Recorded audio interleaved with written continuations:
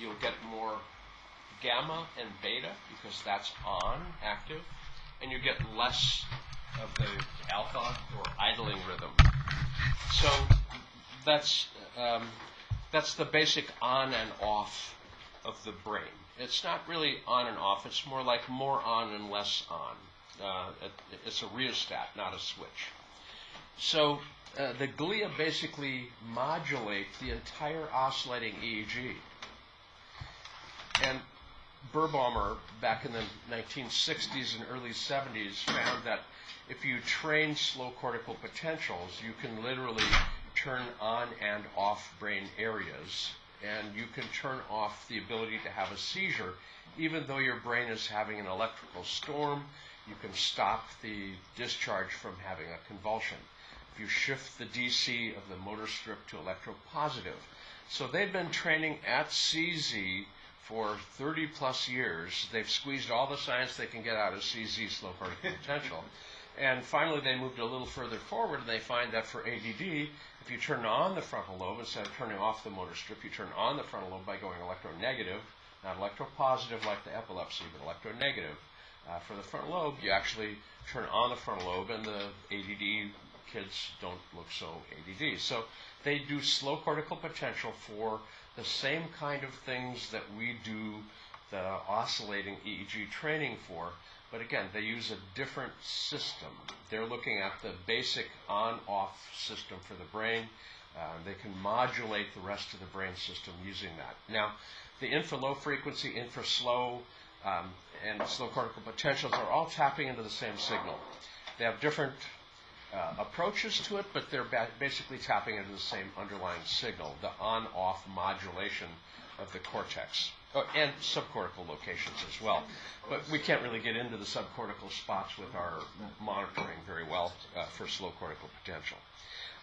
The delta band, I'm going to be pointing consistently, so if I don't get out my digital pointer, I'll be using my finger.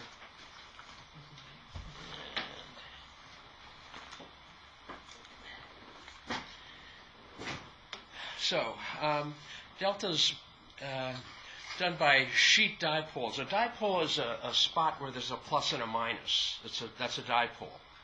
It's like a little tiny battery.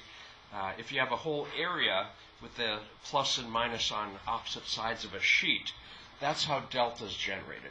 Delta is generated by sheet dipoles whenever there's not a white matter input to the cortex. So when does that happen? Well, when you're really young and your brain's not wired up, you have a lot of delta in the brain because the white matter hasn't hooked to the cortex yet. When you're asleep, your brainstem and thalamus don't relay to the cortex, so you have a lot of delta, slow wave sleep. If you injure the brain and you damage a white matter tract, the area that it heads to will end up with delta on the surface. So the fact that delta is made by sheet dipoles, yeah, that's what generates the delta, but the input, delta happens when that input isn't there. So if you get the white matter input off the cortex, delta emerges from the cortical sheet dipoles. Theta, well, first of all, the term delta and theta are really not used in the International Federation of Clinical Neurophysiology. They say slow, and slow, everybody's seen the spectra. If the left-hand edge of the spectra sweeps up, that's slow. That's the slow stuff. If there's a rhythm, there's a peak in the slow frequencies, there'll be a peak of the spectra, not just an upsweep. So theta is a rhythmic slow wave, and although people assign a 4 to 7 or a 4 to 8 band for it, it's rhythmic slow activity. It could be happening at 4, it could be happening at 5, 6, very seldom at 7, 8. Between 7 and 8 is usually slowed thalamicortical alpha, not the limbically generated theta. So the limbic system can generate theta. The nucleus accumbens, which is your pleasure center or your reward center deep in the frontal lobe, provides acetylcholine via the diagonal band of Broca to the temporal lobe limbic structures. Then it makes rhythmicity.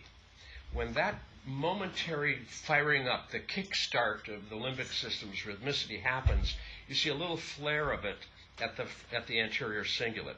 You can't see the nucleus accumbens. It's a monopole. A monopole is essentially a nuclear body where you don't have an oriented set of pyramidal cells. You have cells that are randomly oriented, so when it fires, it all cancels itself. So you don't see anything outside of it. If you stick a needle inside of it, a needle electrode, you can pick up the activity. You know it's functioning, but from the outside, you don't see it. The cerebellum is like that.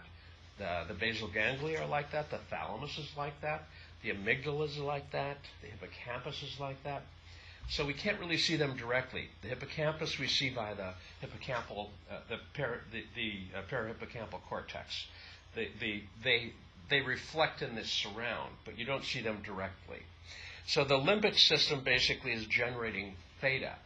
But you can also have slowed alpha that looks like theta. There's a big difference, however. The theta from the limbic system is based on dopamine. The slowed alpha that looks like it's theta because of the frequency band it's in is generated with the thalamocortical rhythmicity, which is regulated by other neurochemistry. So the theta rhythm, you really need to separate out whether this is limbically generated theta or slowed thalamocortical alpha. If it's slowed alpha, you treat it with a whole different neurochemistry. Alpha's generated, the next one down, alpha's generated in a thalamocortical thalamic loop. Now, the thalamus becomes rhythmic with acetylcholine, very much like the nucleus accumbens providing acetylcholine to the temporal lobe limbic structures to make them rhythmic. The thalamus becomes rhythmic when the reticular nucleus, which is a wraparound, a reticulum is a skin. So it's a nuclear body that wraps around the thalamus, and when it provides acetylcholine, the rest of the thalamus is rhythmic. Now, the frequency that the thalamus puts out is largely regulated by the brainstem and thalamus, the amount of norepinephrine produced in the brainstem. And that sets the alpha frequency. Now, you've been probably told 8 to 12 is the right answer for your exams for what alpha is. And for your exams, you need to answer that way. However, you should know better. That's not really neuroscience. That's just your freaking answer for your test. So what can the thalamus make?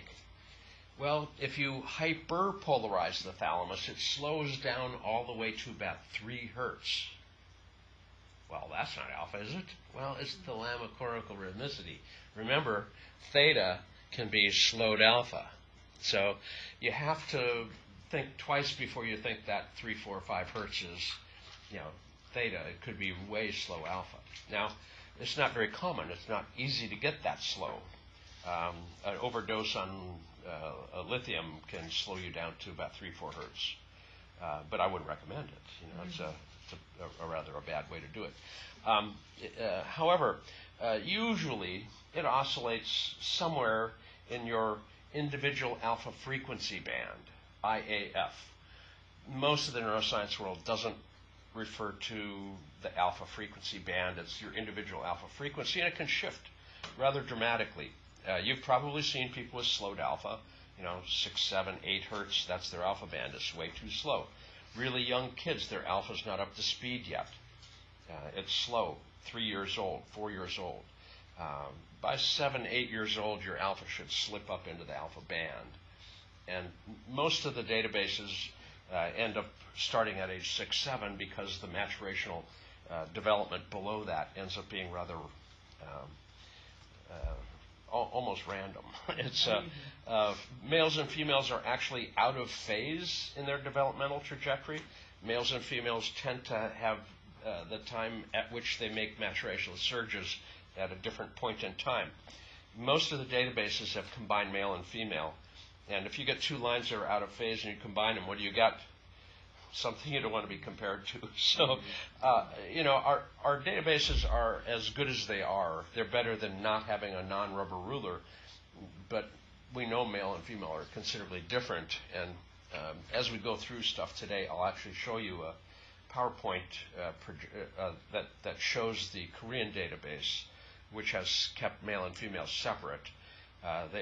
They asked me for advice, and I told them, you don't want my advice. It's going to take you twice as long, twice as much work, because I'm going to tell you to keep male and female data separate. And they did it. You know, it took them 6 years of data acquisition to end up with 2 totally separate databases, one for male, one for female. But they're very different. And we'll look at that. And referring back to what you were saying a second ago, when I'm writing reports, should I refer to individual alpha frequency, posterior dominant rhythm, or alpha peak frequency, or does it matter? Well, is there a convention that's... Different groups have different conventions, and you have to kind of speak to the group you're working with. If you say posterior dominant rhythm and you're dealing with a beginner group that learned delta, theta, alpha, beta, maybe gamma, maybe not, you know, but you pretty much have to speak to them in the terms that they're used to having. But posterior dominant rhythm and alpha are generally the same thing you're talking about. Alpha peak frequency, on the other hand, is only the peak. And the peak is important, but the range is really important as well. And we'll see that as we go through data. So the alpha is essentially set by the norepinephrine level in the brainstem and thalamus as to what the frequency is. And it can be as slow as about 3 or 4. How fast do you think it can go? 13, 14, 18, 20. It basically, the thalamus makes rhythms up to about 20.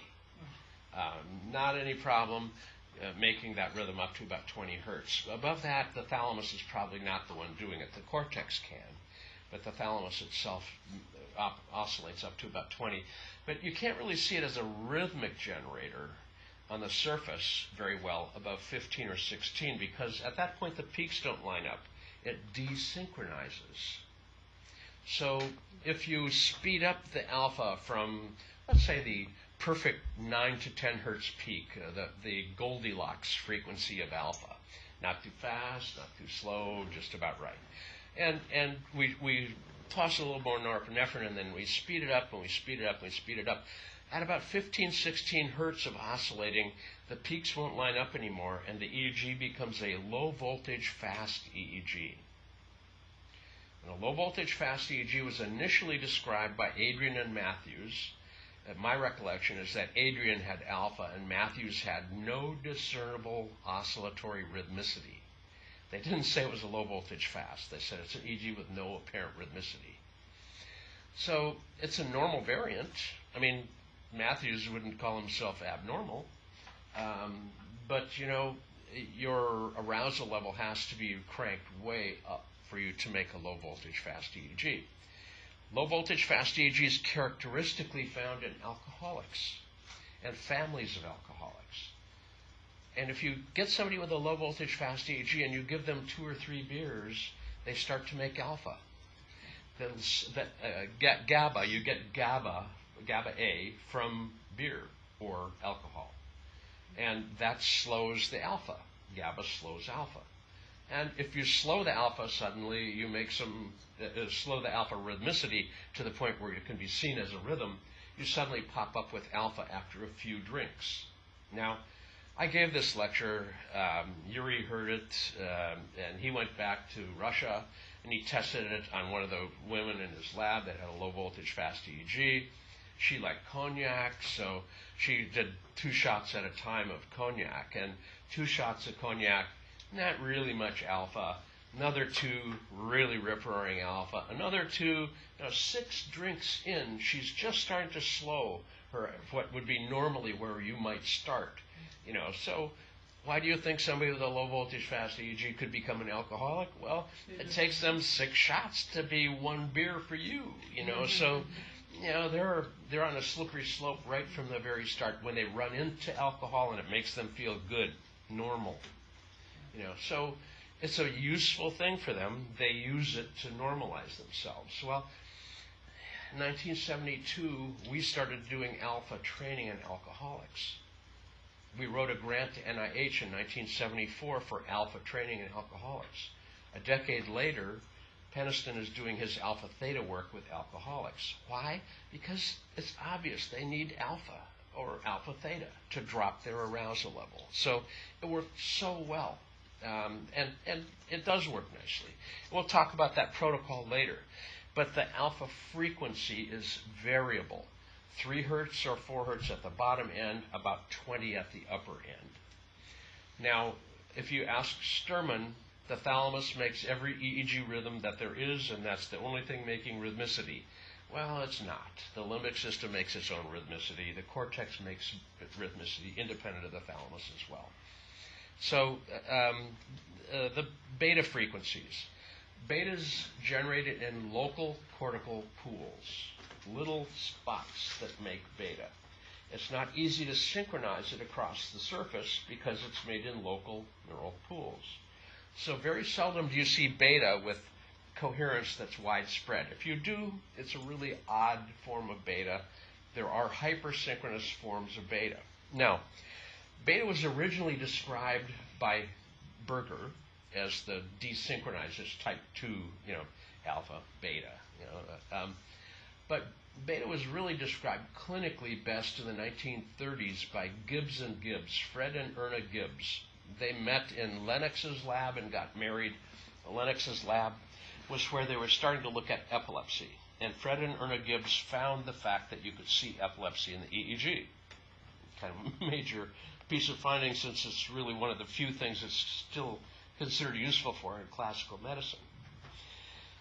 So beta is generated cortically, and it's basically in local neural pools. But you can see more beta than you expect to see. And Fred Gibbs, they call it F1, more beta than you expect to see. F2, kind of like Fujitsu scale of tornadoes or something, but F2 was the large sinusoidal synchronous beta, hypersynchronous beta spindles.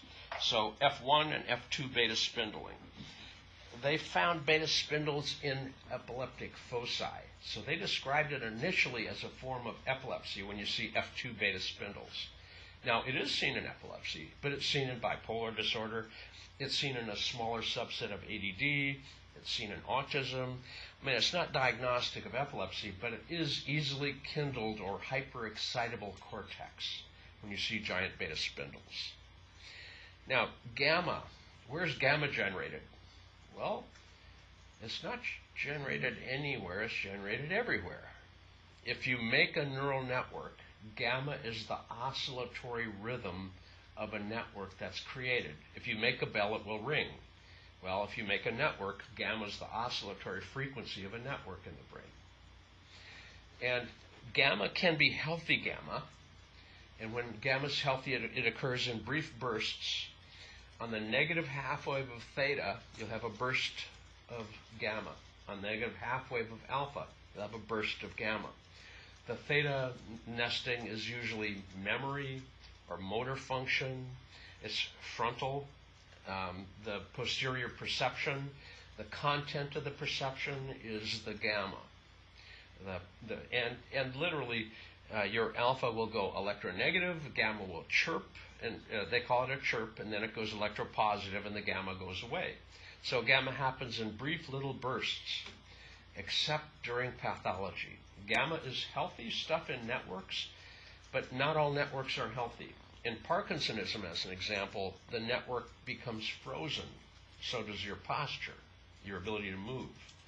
And those locked networks make gamma on a persistent basis. So persistent gamma that's going on and on and on, is abnormal. It's related to the frozen postures and rigidity in Parkinsonism. It's also found in epileptic foci. It's a persistent gamma in the epileptic focus itself. It's found in tinnitus. It's found in chronic pain. And it's found in depression. Different location, but each of those you see a persistent gamma turned on and left on. So there's a lot of people that say gamma's good. You know, the value judgment on EEG. Leave your value judgments for other things. The gamma is not good or bad. It's depending upon how it presents as to whether it's a good thing or a bad thing. You'll find some vendors that are trying to sell you gamma as a good thing, and they won't really talk about the bad part of gamma, and they'll sell you a trainer to train gamma on. Well, hopefully your gamma, when you turn it on, keeps chirping, because if you turn it on and leave it on, it's not a good thing.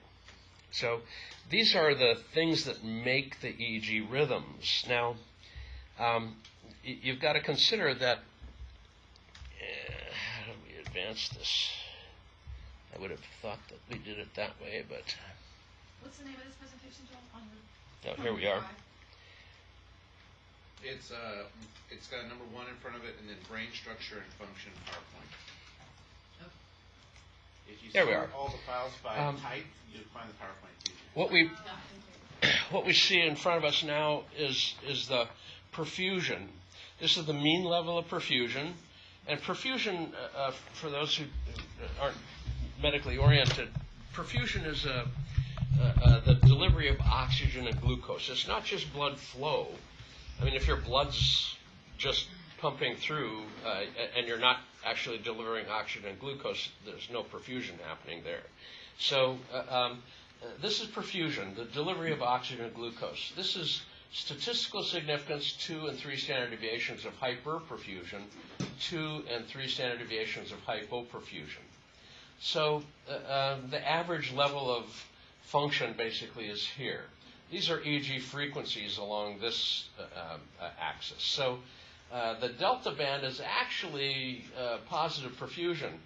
And you think, well, it's real slow. How could it be positive perfusion? Well, remember, slow cortical potentials also produce the, quote, delta end of this rhythm band. And the slow cortical potentials are metabolic. So perfusion, metabolic. So the delta band is actually a positive perfusion. When you're sleeping, your brain is busy, assuming you're doing things the way your brain is supposed to do them. Now, not everybody sleeps well. 40% of the adults in the United States are taking a sleeping pill. This is the brain on Ambien. 40% of the adults take a sleeping pill. This is the brain on Ambien. This is the brain sleeping normally. Wow. I call this Michael Jackson sleep. You too could be unconscious at night, or your brain could be busy doing what it's supposed to do. Brains are busy at night metabolically. The delta slow frequencies, your brain is busy.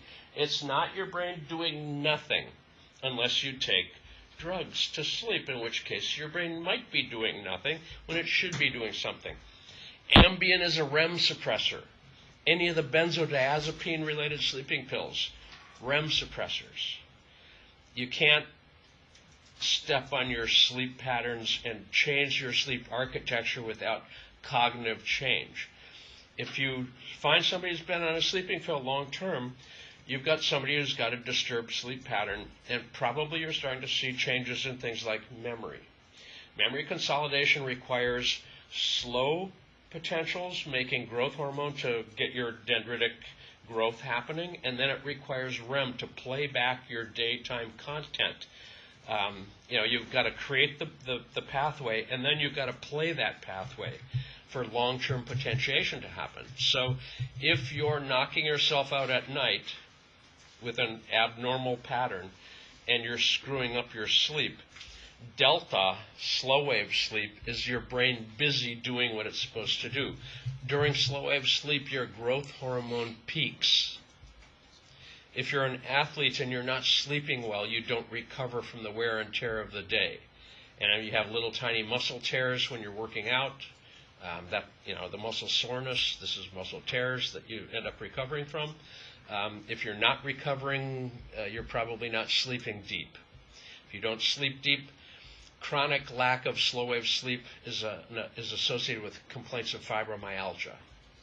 So, don't sleep and see what happens. Now, obviously, sleep deprivation gives you nutty thoughts and crazy behaviors, and your systems don't do well. But the slow wave sleep is a necessary aspect of sleep. Now, as you start to get a little faster, the slow stuff at about 4 hertz or so, the bottom edge of the thalamicortical rhythmicity It goes into hypoperfusion, significant hypoperfusion. Alpha is the brain at rest. It's twiddling its thumbs, the resting state network. So the alpha rhythm, no matter where it is in the brain, that brain area and that area is hypoperfused. This is a resting state. And at about 11 hertz, it goes up into this neutral positive perfusion. It's above the mean. It doesn't reach quite statistical significance, definitely not 2 or 3 standard deviations. This high frequency of alpha, high frequency alpha in the EEG literature is 11 to 16 hertz, kind of like the same as the 12 to 15 hertz that we usually think of as SMR. This is the brain humming, barely on. It's a nice little buzz. It's going along. It's not hyperperfusion. It's not hypoperfusion. It's on gently. And at that point, at about 16 hertz, it goes up into beta and gamma as hyperperfusion. Now, what's this line? Well, this is linked ears. Linked ears doesn't correlate well with local function. Why? Well, EEG is the difference between 2 points, here and here. And if you're adding this in, you don't get this spot very well. Laplacian montages focus you on the one electrode. And these are local and global Laplacian. Laplacian montages allow you to see local function very well. Linked ears kind of misses out. Is the triangle the local or the global? I can't remember which.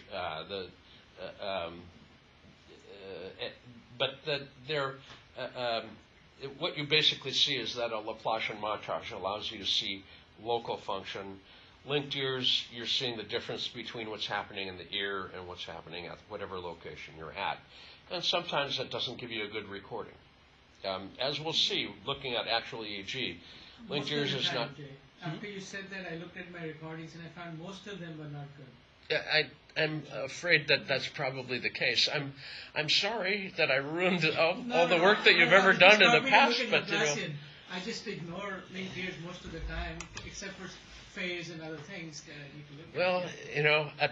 We'll see the reason for that as we actually look at raw waveforms, and it's a brutal thing to end up realizing because you go, oh shit. Everything I've done is just shit. Well, there's still general stuff there, I mean, alpha's still alpha, but there's a distortion to it that you can get away around that, and it's a nice thing to get away around it instead of being stuck with inaccurate data, and we'll see that rather quite readily. So. That's perfusion. We've got the 10-20 system. F7 has got a modified nomenclature, F7, T7, P7, F8, T8, P8, but everyone's still used to the old nomenclature in the neurofeedback field. If you publish in a major neuroscience journal, you should use a modified nomenclature. They'll think you're Rip Van Winkle, using old terms that have been replaced. So try to update. Now, the honesty of the new system, F8, T8, P8, well, this is actually not in the temporal lobe. It's in the parietal. It's on the temporal parietal junction on the parietal side of it. So the T is supposed to refer to the lobe, and it's actually wrong. So it went from 1948, the year before I was born, until more recently when they became honest about what these were actually sitting on top of. Now, even more honest, this is a study that was done by the ASSET group, the techs in the U.S., well, in the world, really. And Marvin Sams invented the electrocap. And the EEG techs of the world thought that was like the end of EEG techdom. Our skill was our ability to measure and stick electrodes on your head, So, and here comes this stupid cap that's supposed to do it better than us. Oh, my God, of course it can't be better than us, So they set up an experiment. You have a theory. We're better than them. You set up an experiment. So you measure and tell me where you're going to stick the damn electrode, and I'll put a little dot of magnetic dye there. Now stick the person into the MRI and see where it sat, what it sat on top of. And then you do it again and again. And I'll see how much variance there is in your placement. You know, how reliable are you on your placement? And then you'll do it with a cap. You know, just pull the cap on and reach in and put a little dab of magnetic dye where the electrode would be. And unfortunately, the cap was more accurate, reliably, than the text pasting on discs themselves, and with qualified techs, registered techs who know their job. And what really surprised them is the physiological scatter. This electrode actually had a big area. It wasn't discrete. It could sit on top of a gyrus or a sulcus next to you, not where you expected it to be. So, what the hell? Does it not matter where we stick the electrodes? Well, we should stick them on. We've got to get the same place again and again, and the electrocap is a perfectly good way to do that if you do it well.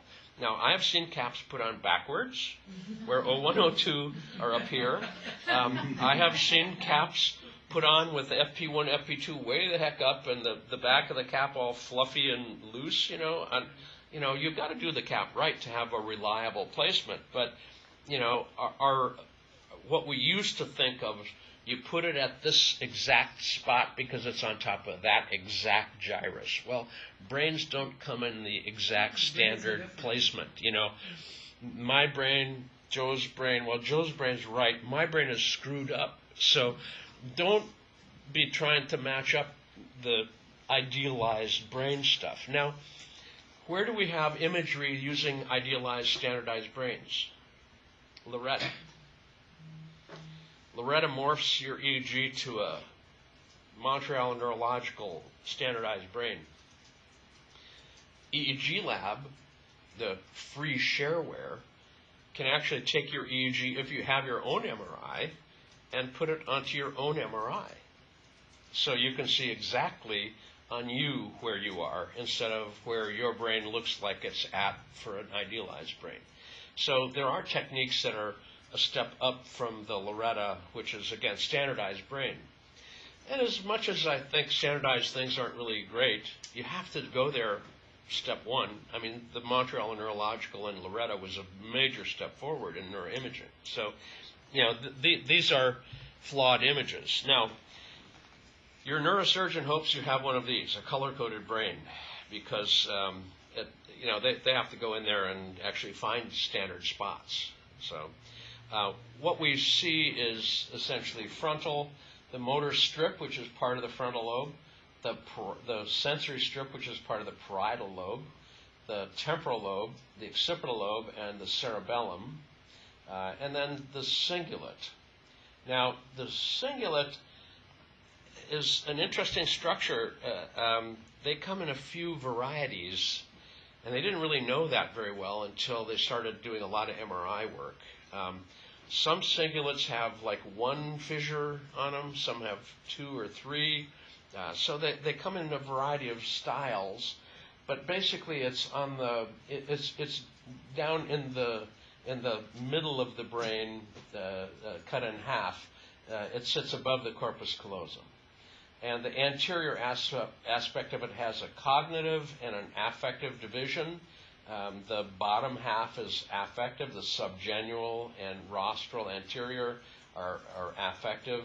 This is a cognitive division. Then there's a somatosensory division. And then the back of it, which is a little bit more divided here, actually is what generates the surface. It's a projection from the pulvinar through to the parietal lobe, sensory integration. And the thalamus relays to the surface and in a really sophisticated way. And you've got a point-by-point representation of a lot of sensory systems. Here, the temporal lobe has been pulled down to show you the insular cortex. And this is the auditory cortex, which is actually enfolded in to the temporal lobe. This end of it to this end of it. You go from high frequency to low frequency to high frequency here. It's like if you roll out the cochlea from the big end, which is low frequency, to the small end, which is high frequency, it's a point-by-point representation of the sensory end organ. It's just all laid out very nicely. Broca's area is here, Wernicke's area is here, speech receptive language and expressive language. Now, this is a little bit more separate than reality because the language network hooks up a lot of the left hemisphere together, and if you don't comprehend, you can't really speak. So it's not just separateness totally, but largely if you've got a speech motor problem, it's up here. If you have a comprehension problem, it's back here. Obviously, somatosensory goes from the foot at the top on the homunculus to the hand to the face, and then as you dip into the Sylvian fissure, you actually contract the entire alimentary tract. And a discharge on the surface gives you a motor striatal convulsion. A discharge down into the Sylvian fissure gives you smooth muscle contractions, what used to be called abdominal epilepsy. So you can have a sharp spasm pain in your intestines that's actually a form of seizure. It's just not on the surface, it's down into the Sylvian fissure. So where things are on the surface are important. This is actually a pretty well atrophied brain. This actually got onto a sweatshirt for ISNR many years ago. And Anne-Marie Horvat was their executive director, and she's a bit chesty, and she was wearing the shirt, and somebody was talking about it, and I pointed, well, you could see the atrophy, you know. She thought it was the funniest thing she'd heard in a long time, you know. But this is called ropey. It kind of looks like it's a twisted up rope. So this is called ropey cortex, but it's a narrowing of the gyri and a deepening of the sulci. And this is atrophy. Now, these are packed in more tightly here. That's more like what you should see. This is somebody who's actually has cortical loss, a form of dementia, basically. Can I have you go backwards a little bit? We're getting some folks that have involuntary vomiting, like convulsions. I can't remember what the term is called. Usually from using too much marijuana. So what you were just talking about, is there a way with neurofeedback to help these folks? Well, if they've taken so much THC that they're actually having a response, a GI upset, it's essentially just way overdosed on it, and they need to cut back. Well, it's like even when they go off, they're still having this, I can't remember the term, but it's involuntary, like vomiting. Yeah, once you get that started, sometimes you end up with a reflex that persists. I would look at their EEG real closely to see whether they may have a discharge. Okay. Yeah, you can end up having temporal lobe discharges that end up having convulsive spasms that can end up causing emesis. Okay. So, cortical atrophy. Now, the homunculus. You can see we basically have the toes and the feet up to the buttocks, a kind of spindly little body, gigantic hand, gigantic face, and then, again, the alimentary tract going down into the Sylvian fissure. So this is a sensory homunculus. You know how I can tell? It's a motor homunculus, not a sensory homunculus. And the reason you can tell is that there's no genitals. The genitals in a sensory homunculus are next to the toes. Maybe those feet fetish people have something, you never know. Actually, Ramachandran did a talk, and he used the wrong homunculus, and I waited till way after the talk to say, hey, next time you show the homunculus, you should, switch over to the motor homunculus that you're talking about, because you were just showing the sensory homunculus. He said, oh, was? Yeah. So the amount of turf that's laid out to the hands and face are a lot greater than they are for your back. that comes in handy. When the last time you had an itch on your back, could you even find it? You know, scratch here, a little up, a little over, a little back, a little down. You scratched the hell out of your back and you never did find the damn itch. When was the last time you had trouble finding an itch on your face? You just reach up and scratch the damn thing, you know. So you have great sensory resolution for your face and your hands. For motor expressiveness, your hands and your face are quite expressive, you know. So we use our hands, you know, the Italian communication, you know. So the amount of turf laid out to them ends up being larger because now what happens if you lose a piece of you? You know, I just chopped off my arm and I lost my hand. So this stretch doesn't have any input. The brain doesn't want to waste turf. And if you lose the input to an area, the adjacent area will invade. Neuroplasticity is phantom pain. So how does that work? Well, let's have some chalk or marker somewhere here. I see an eraser, but I don't. Well, oh, great. As I call this an episode of bad art. So,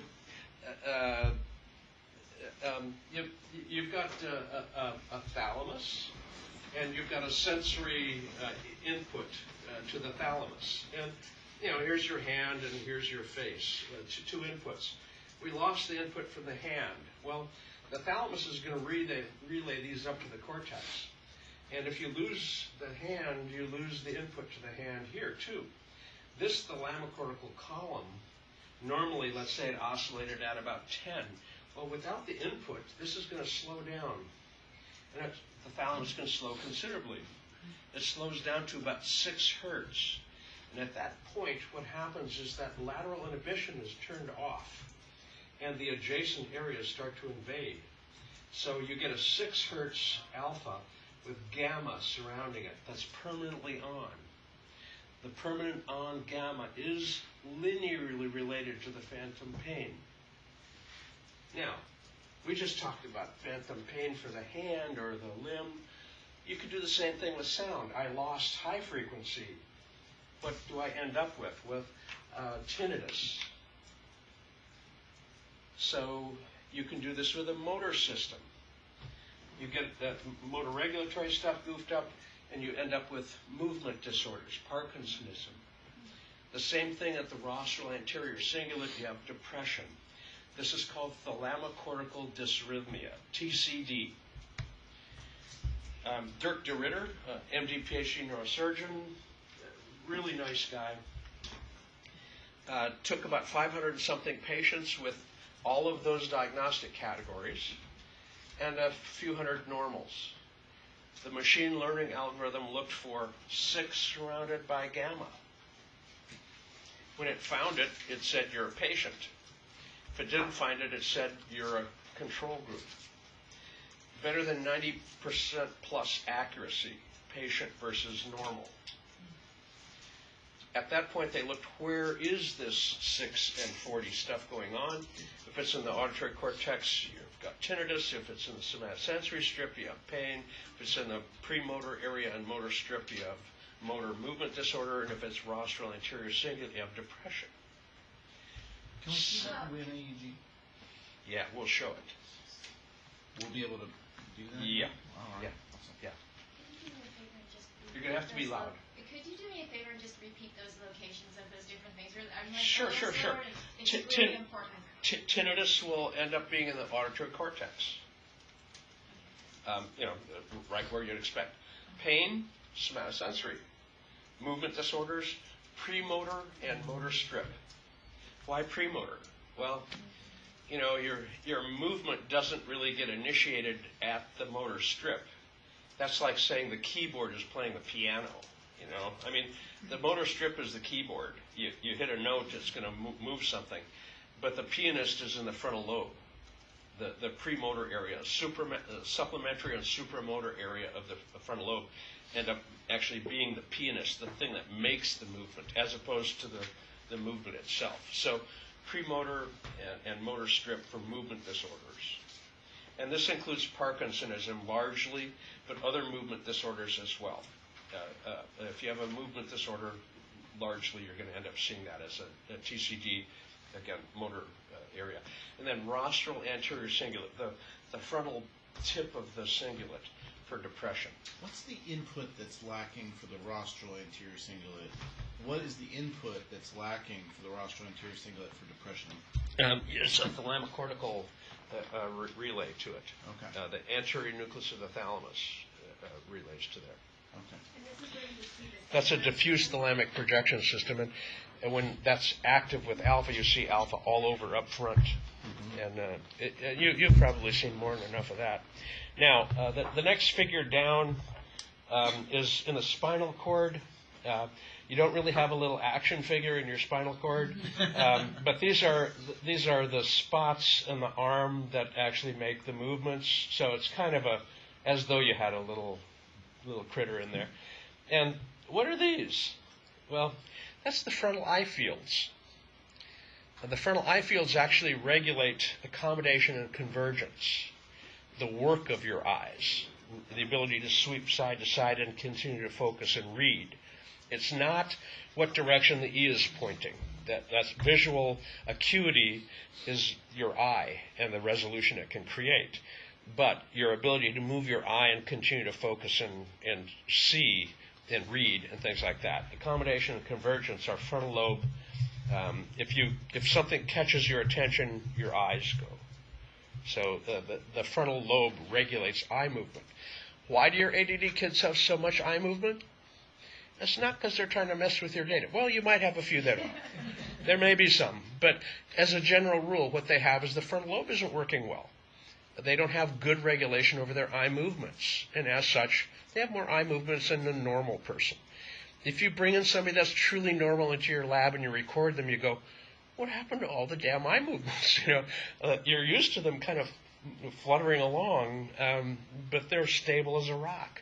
A blink here and there, just to let you know that the eye's actually working. So, what generates the eye movement? Artifact. What makes it's a dipole of the eye. Now, if you read the books, which are wrong, they'll say it's the difference between the retina and the cornea. Wrong. If you perforate the membrane separating the aqueous and vitreous humor, you get rid of the dipole. It's literally a charge differential of about 100 to 150 millivolts between the front and the back of the eye. But if you short the membrane separating the two humors, the dipole goes away. So it's not really the retina and cornea, which are still there if you perforate the membrane. So if you've had a cataract surgery, they replace the lens, an injury to the eye, you can end up having one eye generate a dipole and the other one not. Really? Those are always fun to see. We had somebody who had eye surgery and there were no eye movement links. And you go, I thought it was me, but you said there were no eye artifacts. Did they have eye surgery? Yes. EEG techs are a sick group, I tell you. To hold the eyes still, we used to call that the Three Stooges fix. Hold the eyes manually. But if they had really bad eye movements, we called that the hat pin fix. If you perforate the membrane, you get rid of the, sick people. Anyway, this is the underside of the brain. I just wanted to, Kelly had a question about this stuff before we move on about the, when something's lacking the thalamocortical relay and these different cortexes, for the tinnitus and the pain and the depression and all that, is what we see on the surface then theta? In fact, you see slowed alpha as though it were a theta peak. Now, sometimes it's not that easy to see because you can have a 5% of the brain signal that shows the thalamocortical dysrhythmia really well, and 95% of it doesn't. So you can have a big EEG step on this small finding. You need to be able to tease it out and bring it out. Sometimes it's really blatant, but quite often it. That's what you're saying. Is that slowed alpha Yeah. when you're And we'll show how to bring these subtle features out. You can't just look for 6 hertz with a filter, because it's not just 6; it's 6 surrounded by 40, and you can't just look for 40 hertz. You could find an epileptic focus with 40 hertz, and that's not necessarily a thalamocortical dysrhythmia. So what you have to look for is the combination, which you can't look for with the standard use of Loretta to filter for a frequency, because you're missing the other frequency. So we'll show how to do that with component analysis, and then Loretta. Loretta of the source of a component that has multiple cross-frequency coupled frequencies in it. So that's we'll get there. Also, you can have thalamocortical dysrhythmia without a loss of an input. I mean, you can have. It's not always due to a loss of an input. Yeah. Pain. You can have chronic pain with thalamocortical dysrhythmia. You can lose the input, or your thalamus can gate the input. You don't have to lose the limb for you to end up not having the input from the limb go all the way up to the cortex. It can be gated in the thalamus. So this is an attempt to show vision. To start with, these are the olfactory bulbs sticking out, and the eyes and the optic nerve have been removed. This is the chiasm, where vision is crossed over. The things you see on the left are crossed over to the right. Isn't that correct? Oh, not exactly. Left field. The central visual field, half goes over and half goes over, but your peripheral vision doesn't all cross over. So, what you learned was wrong. Oh, surprise. Everything I ever learned was wrong, So, but most of it crosses over. The meaningful portion of the center of what you're looking at, the left half of your visual field goes to the right half at the back of your head. The right half goes to the left half of your back of your head. You'd think that they would have done a recall with a cross wiring like that, but no factory recall on anybody. So, but at that level, it goes to the thalamus, and then you get these big optical relays going to the back of the head. Now, if you look real closely, there's an upper and a lower division of these relays, and actually, the upper left visual quadrant goes to the lower right, and the lower left goes to the upper right. This is a Calcarean fissure that splits the occipital lobe into the upper and lower half. And so your upper left goes to the lower right, lower left goes to the upper right, and so forth. So the crossover and upper and lower end up being these relays. And these are white matter, fast relays back from the thalamus. It takes crudely 100 milliseconds from the time something pops in front of your eye to the time that it hits in the back of your head. We will look at how long it takes for you to be consciously aware of that later, but it hits you into the cortex at about 100 milliseconds approximately. I recorded a cue recently where somebody had very disproportionate alpha rhythms, left side, right side, in the occipital lobe, and parietal, and it was consistent. I believe it was the left side that had a lot of alpha, and the right side, the amplitude was just so much lower, wasn't really synchronous, and I was just kind of looking at it going, what's going on with that? Well, if you have one hemisphere that's more active, the alpha will be broken up. So if they were a left-hander, it's only about 10% of the left-handers that have a hemispheric reversal. But their language hemisphere could have been the right hemisphere, in which case their self-chatter, the thing that normally keeps your left hemisphere less powerful alpha. Group average, right posterior alpha greater than left posterior alpha. But not everybody ends up having the neurotypical left hemisphere for language. People that do work with left-handers start to think that there might be more than just the 10% that have the crossover. The 10%'s been identified based on WADA test, where they inject a benzodiazepine into the carotid on the left side, and if you quit speaking, your hemisphere was the language hemisphere. That's the gold standard. But people that take camera shots of infrared estimate that it might be higher. 20+%. One of the groups says 30%. Now, if it's 30%, I think the water test would have found a little more of it. It's still considered the gold standard. But it's not all left-handers that are suddenly right hemispheric dominant for language. It's just not the case.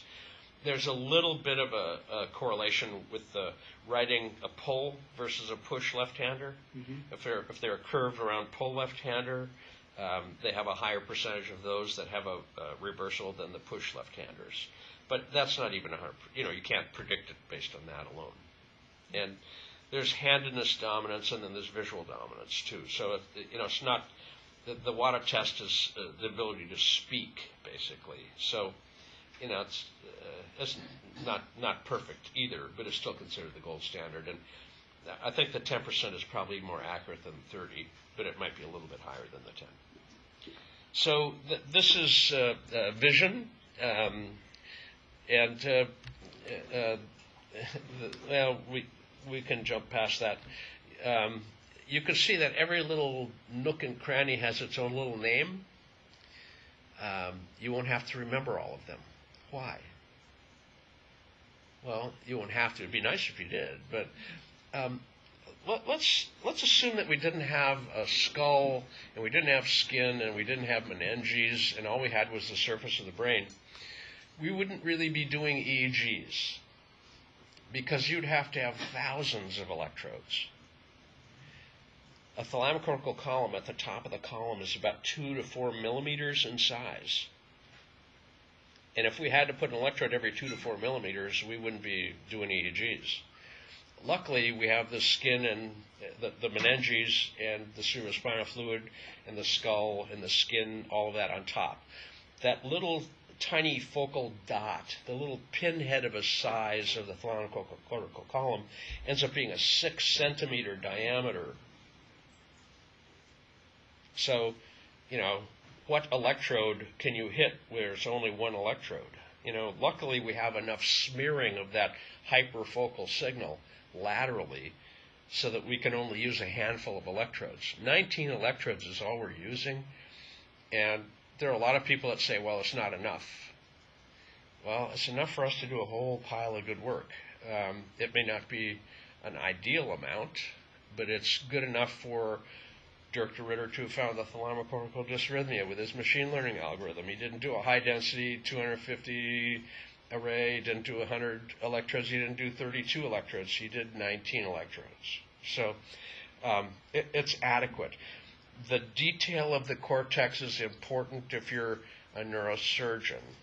You should kind of understand that there's a lot of complexity under the surface, but luckily we end up having discrete electrodes on the surface. We have to repeatedly get to those spots accurately, and you can end up seeing reflections of all these detailed locations at simply the 19 sites with a reasonable degree of accuracy. The hemispheres connect through the corpus callosum, side to side, but from the mid-temporal to the anterior temporal pole, it goes through the anterior commissure. There was a group talking about slow or infra-low frequency, T3, T4, and their theory was that it was going through the corpus callosum, but from T3, T4 forward in the temporal lobe, it goes to the anterior commissure. The theory may have been correct, but they got their anatomy wrong. So if you go to a major neuroscience meeting and you're talking about T3, T4 connecting through the corpus callosum, and anybody knows the neuroanatomical structure, they'll think that you don't know anything. So, we should kind of step up our game and make sure that if we're talking about a theory that it actually matches up well with the actual neuroanatomy. So side to side we have homologous locations hooked back and forth through one commissure or another. We also have other fasciculi. This is the uncinate fasciculus that connects the dorsal and the orbital surface of the frontal lobe through to the uncus in the temporal lobe. This is a bidirectional pathway. This is what allows the frontal lobe to regulate the temporal lobe function and for information to be passed back and forth. to a large extent, the dorsal frontal surface controls your distractions. So if you're distractible, this uncinate fasciculus is not really controlling all of your attention. If you're focusing on what I'm saying, you're filtering out the fans and the rustling of paper and the grumbling of stomachs and the beating of your heart, the traffic outside, what all else.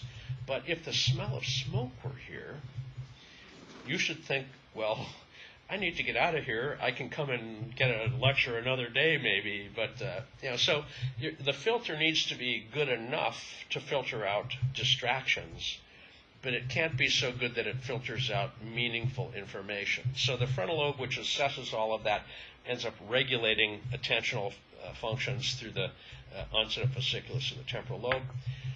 You can see the front's hooked to the back, the longitudinal fasciculus, superior and inferior longitudinal, little arcuate fasciculi hooking every little nook and cranny up to the next one. So the brain you've got a huge amount of connectivity.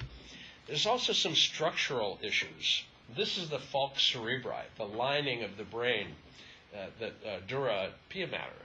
Well, if you've ever done a brain dissection, that's a really tough membrane.